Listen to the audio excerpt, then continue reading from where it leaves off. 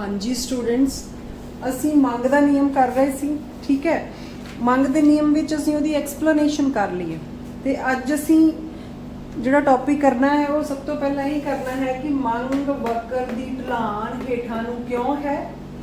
Why does demand curve slope downward, कि ਜਿਹੜੀ demand curve ਹੈ ਉਹਦੀ ਸਲੋਪ ਡਾਊਨਵਰਡ ਕਿਉਂ ਹੁੰਦੀ। ਆਪਾਂ ਪਿੱਛੇ ਵੇਖਿਆ ਹੈ ਕਿ ਡਿਮਾਂਡ ਕਰਵ ਨੀਚੇ ਵੱਲ ਨੂੰ ਆਉਂਦੀ ਹੈ। इधर ਅਸੀਂ प्राइस ਲੈ ਲੈਂਦੇ ਆ, इधर क्वांटिटी ਲੈਂਦੇ ਆ, ठीक है। ਤੇ ਜਦੋਂ ਕੀਮਤਾਂ ਜ਼ਿਆਦਾ ਹੁੰਦੀਆਂ ਤਾਂ ਮੰਗ ਸਾਡੀ ਘੱਟ ਹੁੰਦੀ ਹੈ ਤੇ ਜਦੋਂ ਕੀਮਤਾਂ ਘਟ ਜਾਂਦੀਆਂ ਤੇ ਮੰਗ ਸਾਡੀ ਵੱਧ ਜਾਂਦੀ ਹੈ। ਤਾਂ ਜਿਹੜੀ ਢਲਾਣ ਹੁੰਦੀ ਹੈ ਉਹ ਫਿਰ ਨੀਚੇ ਵੱਲ ਨੂੰ ਹੁੰਦੀ ਹੈ, ਨੈਗੇਟਿਵ ਹੁੰਦੀ ਹੈ ਜਾਂ ਪੰਜਾਬੀ ਚ ਬੋਲਦੇ ਹੋ ਰਿਣਾਤਮਕ ਹੁੰਦੀ ਹੈ। ਸਾਡੀ ਜਿਹੜੀ ਢਲਾਣ ਹੈ ਖੱਬੇ ਤੋਂ ਸੱਜੇ ਵੱਲ ਨੂੰ ਨੀਚੇ ਨੂੰ ਆਉਂਦੀ ਹੈ। ਇਹਦੇ ਕੀ ਕਾਰਨ ਹੈ ਇਹ ਅਸੀਂ ਅੱਜ ਦੇਖਾਂਗੇ ਕਿ ਕਿਉਂ ਜਿਹੜੀ ਢਲਾਣ ਹੈ ਉਹ ਨੀਚੇ ਵੱਲ ਨੂੰ ਆਉਂਦੀ ਹੈ। ਤਾਂ ਪਹਿਲਾ ਜਿਹੜਾ ਇਹਦਾ ਕਾਰਨ ਹੈ ਉਹ ਕੀ ਹੈ, ਲਾਅ ਆਫ ਡਿਮਿਨਿਸ਼ਿੰਗ ਮਾਰਜਨਲ ਯੂਟਿਲਿਟੀ, ਘਟਦੇ ਸੀਮਾਂਤ ਤੁਸ਼ਟੀ ਗੁਣ ਦਾ ਨਿਯਮ। ਇਹ ਤੁਸੀਂ ਆਲਰੇਡੀ ਵੈਸੇ ਪਹਿਲਾਂ ਕੀਤਾ ਹੋਇਆ, ਠੀਕ ਹੈ। ਘਟਦੇ ਸੀਮਾਂਤ ਤੁਸ਼ਟੀ ਗੁਣ ਦਾ ਨਿਯਮ ਸਾਨੂੰ ਕੀ ਦੱਸਦਾ ਹੈ ਕਿ ਜਿਵੇਂ ਜਿਵੇਂ ਕਿਸੇ ਵਸਤੂ ਦੀ ਜਿਹੜੀ ਮਾਤਰਾ ਹੈ ਸਾਡੇ ਕੋਲੇ ਵਧੂਗੀ ਉਵੇਂ ਉਵੇਂ ਉਸ ਵਸਤੂ ਤੋਂ ਮਿਲਣ ਵਾਲਾ ਤੁਸ਼ਟੀ ਗੁਣ ਘਟੂਗਾ, ਠੀਕ ਹੈ। ਉਹਦੀ ਜਿਹੜੀ ਜਿਵੇਂ ਜਿਵੇਂ ਕਿਸੇ ਵਸਤੂ ਦੀ ਜਿਹੜੀ ਮਾਤਰਾ ਵਧਣੀ ਹੈ ਉਹਦਾ ਤੁਸ਼ਟੀ ਗੁਣ ਜਾਂ ਉਹ ਤੋਂ ਮਿਲਣ ਵਾਲੀ ਮਾਰਜਨਲ ਯੂਟਿਲਿਟੀ ਆ ਉਹਨੇ ਕੀ ਕਰਨਾ, ਡਿਕਰੀਜ਼ ਹੋ ਜਾਣਾ। ਤਾਂ ਉਹਦੇ ਵਿੱਚ ਫਿਰ ਕੀ ਹੈ ਕਿ ਜਦੋਂ ਤੁਸ਼ਟੀ ਗੁਣ ਘਟ ਰਿਹਾ ਹੈ ਤਾਂ ਵਸਤੂ ਵੱਧ ਖਰੀਦਣ ਵਾਸਤੇ ਫਿਰ ਸਾਨੂੰ ਕੀ ਕਰਨਾ ਪਊਗਾ। ਜੇ ਕੀਮਤਾਂ ਘਟਣਗੀਆਂ ਤਾਂ ਫਿਰ ਹੀ ਅਸੀਂ ਵਸਤੂ ਵੱਧ ਖਰੀਦਾਂਗੇ। ਜਿਹੜਾ ਪ੍ਰਾਈਸ ਹੁੰਦਾ ਹੈ ਉਹ ਕਿਹਦੇ ਬਰਾਬਰ ਹੁੰਦਾ ਹੈ, ਮਾਰਜਨਲ ਯੂਟਿਲਿਟੀ ਦੇ ਬਰਾਬਰ ਹੁੰਦਾ ਹੈ, ਠੀਕ ਹੈ। ਤਾਂ ਜੇ ਹੁਣ ਅਸੀਂ ਪਹਿਲਾਂ 1 kg ਐਪਲ ਖਰੀਦਦੇ ਹਾਂ, ਉਹਦੇ ਤੋਂ ਮਿਲਣ ਵਾਲਾ ਜਿਹੜਾ ਤੁਸ਼ਟੀ ਗੁਣ ਹੈ ਜਾਂ ਮਾਰਜਨਲ ਯੂਟਿਲਿਟੀ ਹੈ ਉਹ ਕੀ ਹੈ, ਜ਼ਿਆਦਾ ਹੈ, ਠੀਕ ਹੈ। ਜਦੋਂ ਤੁਸੀਂ ਦੂਸਰਾ kg ਖਰੀਦਣਾ ਹੈ ਤਾਂ ਉੱਥੇ ਫਿਰ ਮਾਰਜਨਲ ਯੂਟਿਲਿਟੀ ਕੀ ਹੈ, ਘਟ ਜੂਗੀ। ਤਾਂ ਜੇ ਕੀਮਤ ਘੱਟ ਹੋਊਗੀ ਫਿਰ ਹੀ ਵੱਧ ਖਰੀਦਾਂਗੇ। ਤੇ ਇਸੇ ਕਰਕੇ ਜਿਵੇਂ ਜਿਵੇਂ ਸਾਡੀ ਜਿਹੜੀ ਹੈ ਸਾਡੇ ਕੋਲ ਸਟਾਕ ਵੱਧਦਾ ਹੈ ਤਾਂ ਕੀਮਤਾਂ ਘਟਦੀਆਂ, ਤਾਂ ਘੱਟ ਕੀਮਤਾਂ ਦੇ ਫਿਰ ਮਾਰਜਨਲ ਯੂਟਿਲਿਟੀ ਪ੍ਰਾਈਸ ਦੇ ਬਰਾਬਰ ਹੋਈ ਜਾਂਦੀ ਹੈ ਤੇ ਅਸੀਂ ਵਸਤੂਆਂ ਵੱਧ ਖਰੀਦਦੇ ਹਾਂ। ਦੂਜਾ ਪੁਆਇੰਟ ਆ ਜਾਂਦਾ ਆਪਣੇ ਕੋਲੇ ਇਨਕਮ ਇਫੈਕਟ ਜਾਂ ਆਮਦਨ ਪ੍ਰਭਾਵ। ਆਮਦਨ ਪ੍ਰਭਾਵ ਦੀ ਗੱਲ ਜਦੋਂ ਅਸੀਂ ਕਰਦੇ ਹਾਂ ਤਾਂ ਇੱਥੇ ਅਸੀਂ ਲੈਨੇ ਆ ਜੀ ਰੀਅਲ ਇਨਕਮ, ਠੀਕ ਹੈ। ਰੀਅਲ ਇਨਕਮ ਨਾਲ ਅਸੀਂ ਇਹਨੂੰ ਕੰਪੇਅਰ ਕਰਾਂਗੇ ਜਿਹੜਾ ਆਮਦਨ ਪ੍ਰਭਾਵ ਹੈ। ਇਹਦੇ ਵਿੱਚ ਕੀ ਹੁੰਦਾ ਹੈ, income effect is the effect that change in persons real income caused by change in price of commodity has on quantity of commodity। ਤਾਂ ਇਨਕਮ ਇਫੈਕਟ ਕੀ ਹੈ, ਉਹ ਪ੍ਰਭਾਵ ਹੈ ਜਦੋਂ ਸਾਡੀ ਰੀਅਲ ਇਨਕਮ ਚੇਂਜ ਹੁੰਦੀ ਹੈ, ਠੀਕ ਹੈ। ਰੀਅਲ ਇਨਕਮ ਦੇ ਚੇਂਜ ਹੋਣ ਨਾਲ ਜਿਹੜੀ ਅਸੀਂ ਕੁਆਂਟੀਟੀ ਖਰੀਦਣੀ ਹੈ ਉਹਦੀ ਖਰੀਦ ਤੇ ਕੀ ਪ੍ਰਭਾਵ ਪੈਂਦਾ, ਉਸ ਪ੍ਰਭਾਵ ਨੂੰ ਤੁਸੀਂ ਆਮਦਨ ਪ੍ਰਭਾਵ ਬੋਲਦੇ ਹੋ। ਅੱਛਾ, ਹੁਣ ਫਿਰ ਪਹਿਲਾ ਪੁਆਇੰਟ ਆ ਜਾਂਦਾ ਹੈ ਆਮਦਨ, ਰੀਅਲ ਇਨਕਮ ਕੀ ਹੁੰਦੀ ਹੈ। ਇਨਕਮ ਸਾਡੇ ਕੋਲ ਦੋ ਤਰ੍ਹਾਂ ਦੀ ਹੁੰਦੀ ਹੈ, ਮੋਨੇਟਰੀ ਇਨਕਮ ਹੁੰਦੀ ਹੈ ਇੱਕ, ਤੇ ਇੱਕ ਹੁੰਦੀ ਹੈ ਰੀਅਲ ਇਨਕਮ। ਜਦੋਂ ਅਸੀਂ ਇਨਕਮ ਨੂੰ ਮਨੀ ਟਰਮਸ 'ਚ ਲਿਖਦੇ ਹਾਂ ਤਾਂ ਉਹ ਹੁੰਦੀ ਹੈ ਮੋਨੇਟਰੀ ਇਨਕਮ ਜਾਂ ਮੌਦਰਿਕ ਆਮਦਨ, ਠੀਕ ਹੈ। ਜੇ ਤੁਹਾਡੀ ਸੈਲਰੀ 10,000 ਹੈ ਮਹੀਨੇ ਦੀ ਤਾਂ ਤੁਹਾਡੀ ਮਹੀਨੇ ਦੀ ਮੋਨੇਟਰੀ ਇਨਕਮ ਜਾਂ ਮੌਦਰਿਕ ਆਮਦਨ ਕਿੰਨੀ ਹੋਗੀ, 10,000 ਹੋਗੀ। ਹੁਣ ਇਸ 10,000 ਦਾ ਤੁਸੀਂ ਕਿੰਨੀਆਂ ਵਸਤੂਆਂ ਖਰੀਦ ਸਕਦੇ ਹੋ। ਜਦੋਂ ਇਨ ਟਰਮਸ ਆਫ ਗੁੱਡਸ ਤੁਸੀਂ ਆਪਦੀ ਆਮਦਨ ਨੂੰ ਦੇਖਦੇ ਹੋ ਤਾਂ ਉਹਨੂੰ ਬੋਲਦੇ ਹੋ ਰੀਅਲ ਇਨਕਮ। ਕਿ ਇਸ 10,000 ਦੀਆਂ ਕਿੰਨੀਆਂ ਵਸਤੂਆਂ ਆਉਂਦੀਆਂ, ਉਹ ਵਸਤੂਆਂ ਦੇ ਰੂਪ ਵਿੱਚ ਜਿਹੜੀ ਸਾਡੀ ਆਮਦਨ ਹੈ ਉਹਨੂੰ ਤੁਸੀਂ ਬੋਲੋਗੇ ਰੀਅਲ ਇਨਕਮ। ਤਾਂ ਜਿਹੜੀ ਰੀਅਲ ਇਨਕਮ ਹੈ ਇਹਦੇ ਵਿੱਚ ਅਸੀਂ ਇਨਫਲੇਸ਼ਨ ਇਫੈਕਟ ਵਗੈਰਾ ਕਾਊਂਟ ਕਰਦੇ ਹਾਂ, ਠੀਕ ਹੈ। ਜਿਵੇਂ ਜੇ ਤੁਹਾਡੀ ਪਿਛਲੇ ਸਾਲ ਵੀ 10,000 ਸੀ ਤੇ ਇਸ ਸਾਲ ਵੀ 10,000 ਸੀ ਤਾਂ ਜਿਹੜੀ ਮੋਨੇਟਰੀ ਇਨਕਮ ਉਹ ਕੀ ਰਹੀ, ਸੇਮ ਰਹੀ।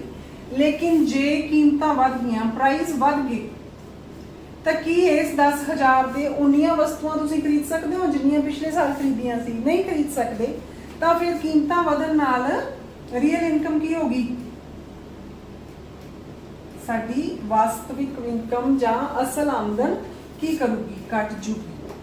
ਤੇ ਜੇ ਕੀਮਤਾਂ ਘਟਣਗੀਆਂ ਤਾਂ ਫਿਰ ਜਿਹੜੀ ਰੀਅਲ ਇਨਕਮ ਹੈ ਉਹਨੇ ਕੀ ਕਰਨਾ, ਇਨਕਰੀਜ਼ ਹੋ ਜਾਣਾ। ਤੇ ਜੇ ਰੀਅਲ ਇਨਕਮ ਇਨਕਰੀਜ਼ ਹੋਊਗੀ ਕੀਮਤਾਂ ਘਟਣ ਤੇ, ਤਾਂ ਫਿਰ ਅਸੀਂ ਕੀ ਕਰਾਂਗੇ, ਵੱਧ ਵਸਤੂਆਂ ਖਰੀਦ ਸਕਦੇ ਹਾਂ। ਤਾਂ ਫਿਰ ਕੀਮਤਾਂ ਘਟਣ ਤੇ ਕੁਆਂਟੀਟੀ ਡਿਮਾਂਡਡ ਕੀ ਹੋ ਜਾਂਦੀ ਹੈ, ਵੱਧ ਜਾਂਦੀ ਹੈ। ਤਾਂ ਇਸੇ ਕਰਕੇ ਜਿਹੜੀ ਸਾਡੀ ਢਲਾਨ ਹੈ ਉਹ ਕੀ ਹੋ ਜਾਂਦੀ ਹੈ, ਹੇਠਾਂ ਵੱਲ ਨੂੰ ਹੋ ਜਾਂਦੀ ਹੈ। ਇੱਥੇ ਅਸੀਂ ਐਗਜ਼ਾਮਪਲ ਲੈ ਲੈਂਦੇ ਹਾਂ ਕਿ ਤੁਸੀਂ ਮੰਨ ਲਓ ਤੁਹਾਡੇ ਕੋਲੇ 300 ਰੁਪਏ ਹੈ, ਠੀਕ ਹੈ।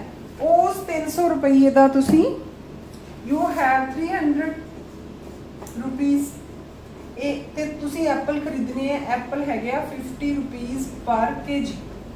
ਤਾਂ ਤੁਸੀਂ ਕਿੰਨੇ ਐਪਲ ਖਰੀਦ ਸਕਦੇ ਹੋ ਇੱਥੇ, 6 kg ਐਪਲਸ ਤੁਸੀਂ ਖਰੀਦ ਲਓਗੇ, ਠੀਕ ਹੈ। ਤੇ ਜੇ ਤੁਹਾਡੀ ਕੀ ਹੈ, ਜਿਹੜੇ ਐਪਲਸ ਦੀ ਕੀਮਤ ਘਟ ਕੇ 40 ਰੁਪਏ ਹੋ ਗਈ, ਠੀਕ ਹੈ, ਤਾਂ ਫਿਰ ਕੀ ਹੈ, ਤੁਸੀਂ ਕਿੰਨੇ ਰੁਪਏ ਬਚਾ ਲਓਗੇ। 1 kg ਮਗਰ ਕਿੰਨੇ ਆ, 10 ਰੁਪਏ ਬਚੀ ਜਾਂਦੇ ਆ। ਤਾਂ 6 kg ਮਗਰ ਤੁਹਾਡੇ ਕੋਲੇ ਕਿੰਨੇ ਆ, 60 ਰੁਪੀਸ ਜਿਹੜੇ ਕੀ ਹੈ ਇਹ ਵੱਧ ਜਾਣੇ ਹੈ। ਤਾਂ ਇਹ ਤੁਹਾਡੀ ਫਿਰ ਕੀ ਹੋਗੀ, ਰੀਅਲ ਇਨਕਮ ਜਾਂ ਆਮਦਨ ਵਿੱਚ ਇਜ਼ਾਫਾ ਹੋ ਗਿਆ।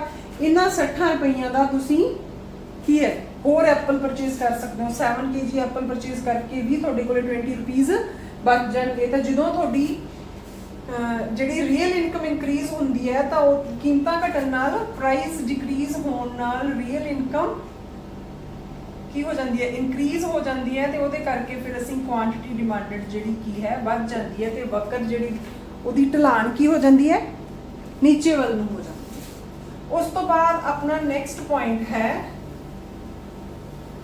Substitution effect. ਸਬਸਟੀਟਿਊਸ਼ਨ ਇਫੈਕਟ ਕੀ ਹੈ, थर्ड पॉइंट इज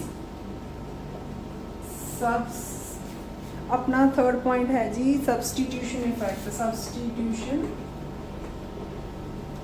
इफेक्ट ਜਾਂ ਤੁਸੀਂ ਇਹਨੂੰ ਬੋਲਦੇ ਹੋ ਪ੍ਰਤਿਸਥਾਪਨ ਪ੍ਰਭਾਵ। ਕੀ ਹੈ, प्रतिस्थापन प्रभाव। प्रतिस्थापन प्रभाव, ठीक है। ਹੁਣ ਪ੍ਰਤਿਸਥਾਪਨ ਪ੍ਰਭਾਵ ਵਿੱਚ ਅਸੀਂ ਕੀ ਦੇਖਦੇ ਹਾਂ, ਸਬਸਟੀਟਿਊਸ਼ਨ ਕੀ ਹੁੰਦੀ ਹੈ।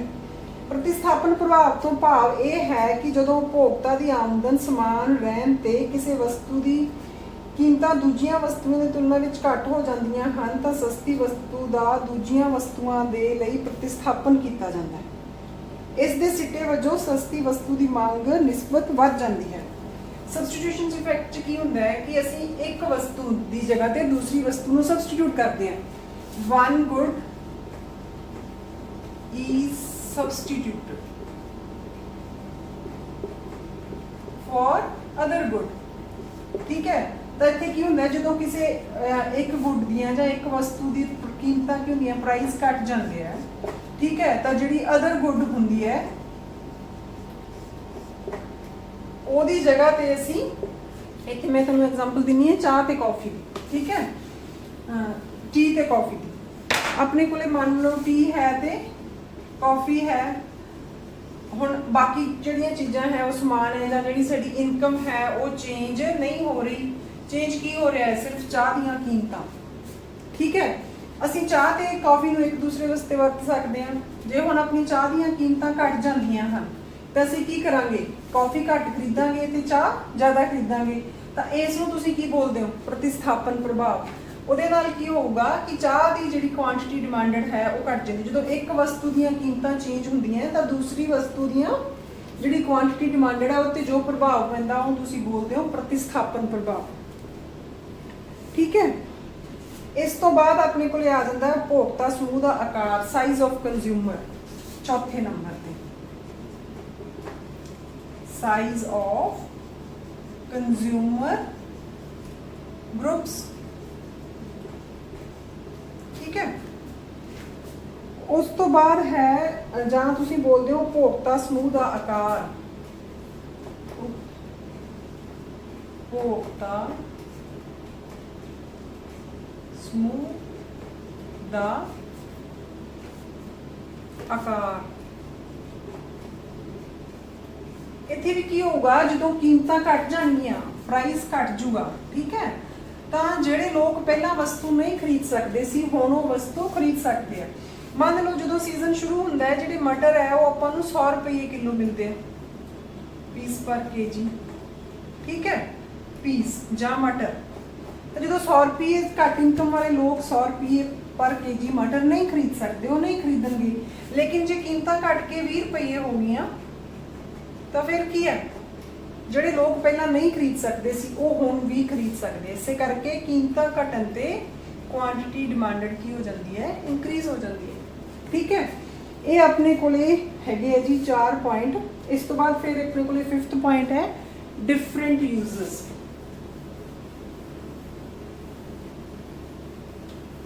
ਕਿਸੇ ਵੀ ਜਿਹੜੀ ਸਾਡੇ ਕੋਲੇ ਵਸਤੂ ਹੈ, ਉਹ ਜੇ ਵਸਤੂ ਦੇ ਬਹੁਤ ਸਾਰੇ ਉਪਯੋਗ ਹੈਗੇ ਆ, ਡਿਫਰੈਂਟ ਯੂਜ਼ਸ ਹੈਗੇ, ਤਾਂ ਕੀਮਤਾਂ ਘਟਣ ਤੇ ਉਹਨਾਂ ਦੀ ਵੀ ਮੰਗ ਨੇ ਕੀ ਕਰਨਾ ਹੈ, ਵੱਧ ਜਾਣਾ ਹੈ। ਆਪਣੇ ਕੋਲ ਕੀ ਹੈ, ਡਿਫਰੈਂਟ ਯੂਜ਼ਸ।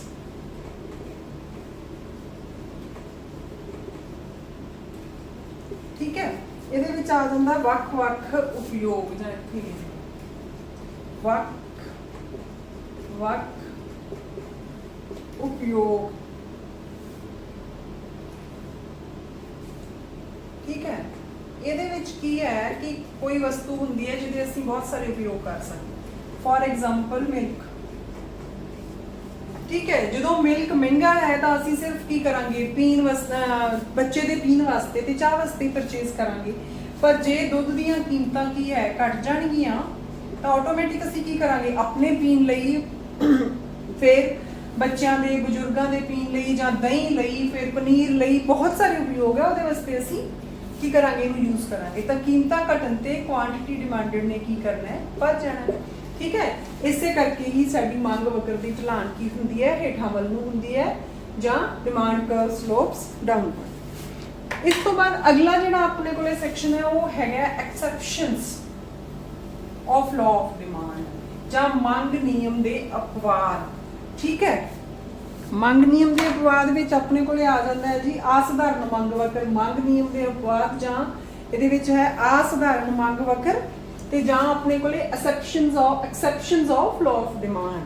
ਤਾਂ ਐਕਸੈਪਸ਼ਨਲ ਡਿਮਾਂਡ ਕਰਵ, ਵੈਸੇ ਅਸੀਂ ਡਿਮਾਂਡ ਕਰਵ ਕਿਹੜੀ ਮੰਨਦੇ ਹਾਂ, demand curve according to law, ਜਿਹੜਾ ਹੈ ਲਾਅ ਆਫ ਡਿਮਾਂਡ ਹੈ ਜਾਂ ਮੰਗ ਦਾ ਨਿਯਮ ਹੈ, ਉਹਦੇ ਅਕੋਰਡਿੰਗਲੀ ਸਾਡੀ ਡਿਮਾਂਡ ਕਰਵ ਨੇ ਕੀ ਕਰਨਾ ਹੈ, ਸਲੋਪ ਡਾਊਨਵਰਡ ਕਰਨਾ ਹੈ, ਠੀਕ ਹੈ। ਲੇਕਿਨ ਜਿਹੜੀ ਅਪਵਾਦ ਹੈ ਉਹਦੇ ਵਿੱਚ ਲਾਅ ਆਫ ਡਿਮਾਂਡ ਸਾਡਾ ਕੀ ਹੋ ਜਾਂਦਾ ਹੈ, ਫੇਲ ਹੋ ਜਾਂਦਾ ਹੈ।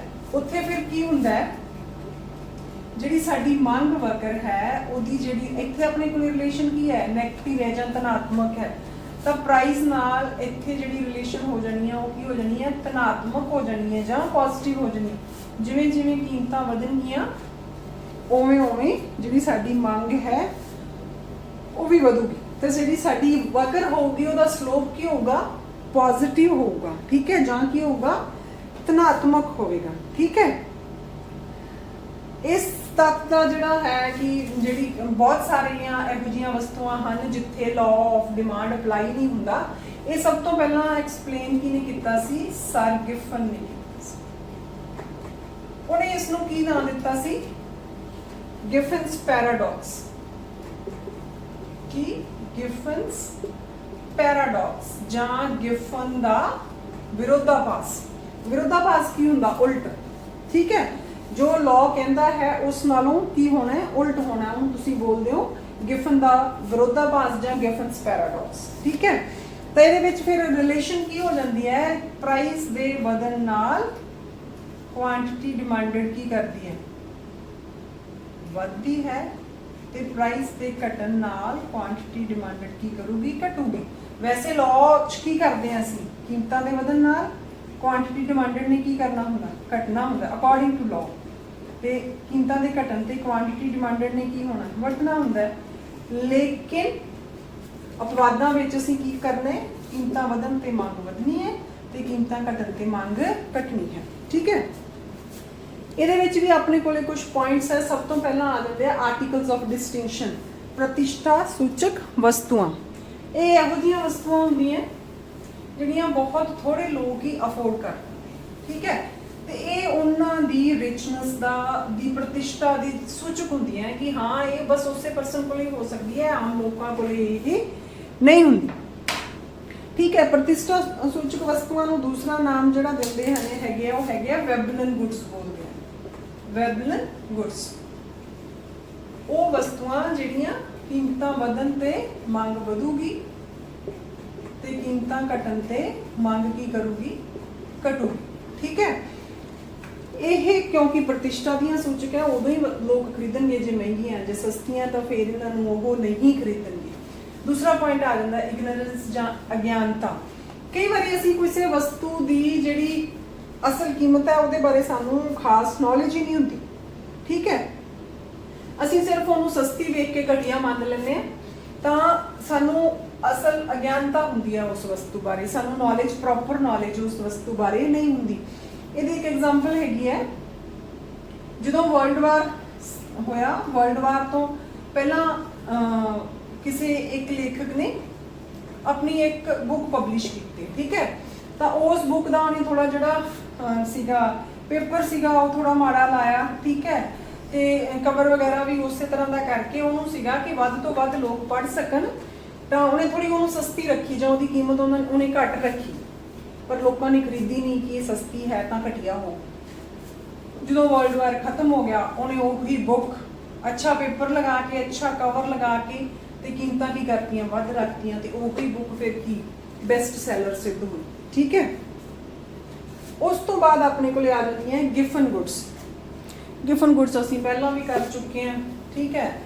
ਜਿਹੜੀਆਂ ਗਿਫਨ ਗੁੱਡਸ ਹੈ ਇਹ ਘਟੀਆ ਵਸਤੂਆਂ, ਠੀਕ ਹੈ। ਇਹਨਾਂ ਵਸਤੂਆਂ ਨੂੰ ਸਭ ਤੋਂ ਪਹਿਲਾਂ ਐਕਸਪਲੇਨ ਗਿਫਨ ਨੇ ਕੀਤਾ ਸੀ, ਇਸੇ ਕਰਕੇ ਇਹਨਾਂ ਨੂੰ ਬੋਲਦੇ ਆ ਗਿਫਨ ਗੁੱਡਸ। ਤਾਂ ਸਰ ਰੋਬਰਟ ਗਿਫਨਸ ਨੇ ਵਸਤੂਆਂ ਨੂੰ ਦੋ ਭਾਗਾਂ ਵਿੱਚ ਵੰਡਿਆ। ਪਹਿਲੀਆਂ ਕਿਹੜੀਆਂ, ਨਾਰਮਲ ਜਾਂ ਸਧਾਰਨ, ਤੇ ਦੂਸਰੀਆਂ ਹੈਗੀਆਂ ਇਨਫੀਰੀਅਰ ਜਾਂ ਤੁਸੀਂ ਕੀ ਬੋਲਦੇ ਹੋ, ਘਟੀਆ। ਨਾਰਮਲ ਗੁੱਡਸ ਤੇ ਇਨਫੀਰੀਅਰ ਗੁੱਡਸ। ਗਿਫਨ ਵਸਤੂਆਂ ਉਹ ਵਸਤੂਆਂ ਹਨ ਜਿਨ੍ਹਾਂ ਦੀ ਇੱਕ ਉਪਭੋਗਤਾ ਆਮਦਨ ਵਧਣ ਤੇ ਘੱਟ ਮੰਗ ਕਰਦਾ ਹੈ ਤੇ ਆਮਦਨ ਦੇ ਘੱਟ ਹੋਣ ਤੇ ਅਧਿਕ ਮੰਗ ਕਰਦਾ ਹੈ। ਤਾਂ ਉਹਨੇ ਇਹਨਾਂ ਨੂੰ ਐਕਸਪਲੇਨ ਕੀਤਾ with help of income. Giffen goods, ਜੇ ਸਾਡੀ ਇਨਕਮ ਵਧੂਗੀ ਤਾਂ ਮੰਗ ਅਸੀਂ ਉਹਨਾਂ ਦੀ ਕੀ ਕਰ ਦਾਂਗੇ, ਕੁਆਂਟੀਟੀ ਡਿਮਾਂਡਡ ਕੀ ਹੋ ਜੂਗੀ, ਘਟ ਜੂਗੀ। ਤੇ ਜੇ ਸਾਡੀ ਇਨਕਮ ਘਟੂਗੀ ਤਾਂ ਕੁਆਂਟੀਟੀ ਡਿਮਾਂਡਡ ਕੀ ਹੈ ਉਹਨਾਂ ਦੀ ਵੱਧ ਜੂਗੀ। ਤਾਂ ਫਿਰ ਇਸ ਚੀਜ਼ ਨੂੰ ਉਹਨੇ ਐਕਸਪਲੇਨ ਕੀਤਾ ਰੀਅਲ ਇਨਕਮ ਦੇ ਥਰੂ, ਠੀਕ ਹੈ। ਰੀਅਲ ਇਨਕਮ ਦੇ ਹਿਸਾਬ ਨਾਲ ਕਿ ਜਦੋਂ ਵੀ ਕੀਮਤਾਂ ਕੀ ਹੈ, ਕਿਸੇ ਵਸਤੂ ਦੀਆਂ ਕੀਮਤਾਂ ਘਟਦੀਆਂ ਹਨ ਤਾਂ ਸਾਡੀ ਰੀਅਲ ਇਨਕਮ ਕੀ ਕਰਦੀ ਹੈ,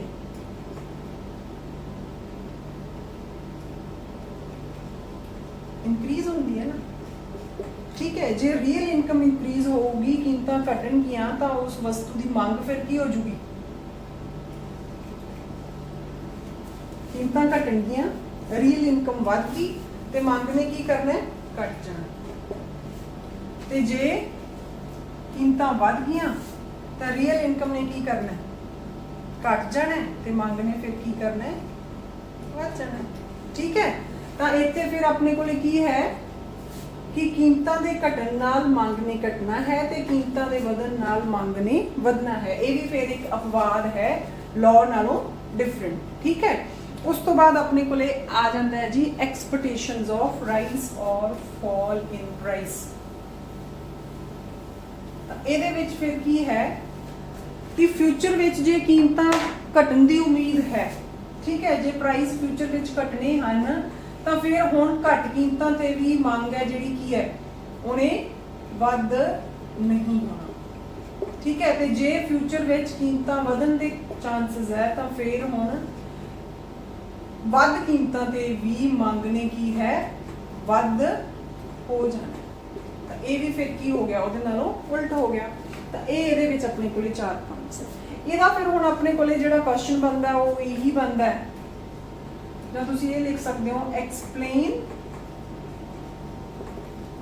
ਲਾਅ ਆਫ ਡਿਮਾਂਡ ਜਾਂ ਮੰਗ ਦੇ ਨਿਯਮ ਦੀ ਵਿਆਖਿਆ ਕਰੋ, ਠੀਕ ਹੈ। ਤਾਂ ਉਹਦੇ ਵਿੱਚ ਨਾਲ ਕੀ ਆ ਜਾਊਗਾ, ਐਂਡ explain its exceptions, ठीक है। उस तो बाद जहाँ ही explain law of demand ते नाल why does demand curve slope downward, ਇਹ क्वेश्चन बनता है ਤੁਹਾਡੇ ਕੋਲ, ठीक है। ਇਹ क्वेश्चन ਤੁਸੀਂ ਨੋਟਬੁੱਕ ਤੇ ਆਪਦਾ ਨੋਟ ਕਰ ਲਓ। ਹੁਣ ਅੱਜ ਲਈ ਇੰਨਾ ਹੀ, ਥੈਂਕ ਯੂ।